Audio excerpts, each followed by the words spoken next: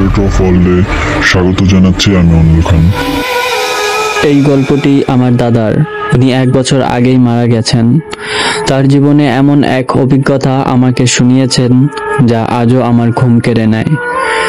দাদু কর্মজীবনে ঢাকায় একটি সরকারি দপ্তরে চাকরি করতেন। প্রতিদিন কাজ শেষে নিয়ম করে যেতেন পুরান ঢাকার একটি পুরনো হোটেলে রাতের খাবার খেতে। হোটেলটি পুরনো হলেও খাবারের মান বেশ ভালো ছিল। তবে তার একটা বিষয় নজরে পড়েছিল। একজন পাগল প্রতিদিন ওই হোটেলে এসে বসে থাকতো, আর হোটেলের মালিক তাকে বড় মাছের মাথা, গরুর রেজালা, খিচুড়ি সহ রাজকীয় খাবার খেতে দিতেন। দাদা অবাক হতেন, কেন একজন ভাঙাচোরা কাপড় পরা পাগলকে এত খাতির। একদিন তিনি হোটেলের মালিককে জিজ্ঞেস করলেন, ভাই, ওই পাগলকে আপনি এত ভালো খাওয়ান কেন? মালিক শুধু মুচকি হেসে বললেন, ওর ব্যাপারে বেশি কৌতূহল ভালো না চাচা, ওকে শান্তিতে থাকতে দেন। কিন্তু দাদু ছিলেন কৌতূহলী ও সাহসী। ছোটবেলায় তন্ত্রমন্ত্র শিখেছিলেন, এমনকি নিজের পালিত জিন ছিল বলেও দাবি করতেন। তিনি সিদ্ধান্ত নিলেন পাগলটি খাওয়া শেষে কোথায় যায় সেটা খুঁজে বের করবেন। সেই রাতে দাদু পাগলটার পেছনে পেছনে হাঁটা শুরু করলেন। কিছু দূর গিয়ে হঠাৎ করেই পাগলটা অদৃশ্য হয়ে গেল, যেন হাওয়ায় মিলিয়ে গেল।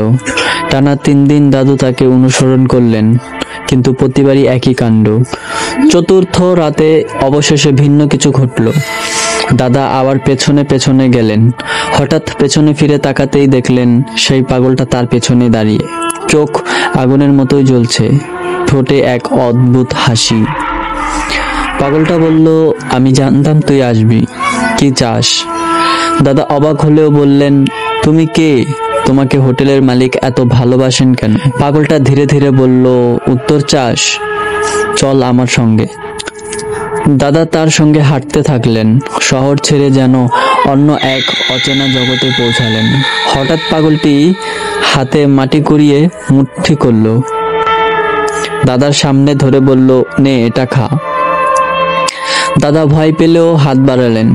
মুঠি খুলতেই অবাক, গোবরের মতো কিছু জায়গায় এখন চকচকে সোনালী রঙের সন্দেশের মতো কিছু একটা। দাদা সেটা খেয়ে ফেললেন।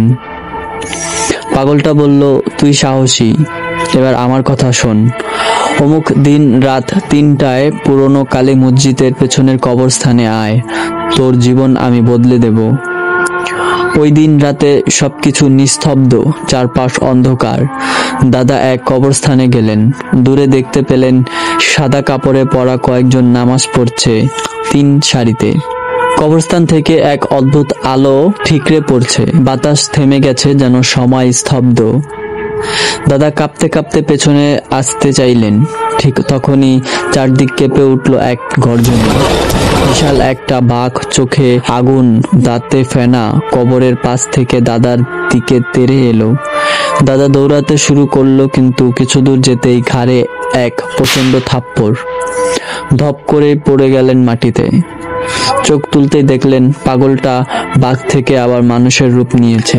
পাগলটা বলল, ভেবেছিলাম তুই সাহসিকতার পরিচয় দিবি, ওই সাদা কাতারে দাঁড়িয়ে নামাজ পড়তে পারতিস। ওরা মানুষ নয়, আত্মাধিক প্রহরী। তোর এই পরীক্ষায় উত্তীর্ণ হওয়া দরকার ছিল, তুই ব্যর্থ। দাদা কাঁদতে কাঁদতে বললেন, আমাকে একবার সুযোগ দাও, আরেকবার চেষ্টা করব। পাগল বলল, না, প্রথম ডাক ব্যর্থ হলে দ্বিতীয়বার ডাক আসে না, তুই শেষ হয়ে গেছিস। এই বলে সে মিলিয়ে গেল অন্ধকারে। এরপর দাদু বহুদিন খুঁজেছেন তাকে, হোটেলের রাস্তায়, পুরনো শহরের অলিগলি, কিন্তু আর তাকে কেউ দেখেনি। দাদুর ঘাড়ে সেই থাপ্পড়ের দাগ মৃত্যুর আগ পর্যন্ত ছিল, আর সেই রাতের পর থেকেই তিনি আর কখনো তন্ত্রমন্ত্রের পথে ফিরেনি। তো আজকের গল্প এই পর্যন্তই। গল্পটি ভালো লাগলে প্লিজ সাবস্ক্রাইব করে আমাদের পাশে থাকুন।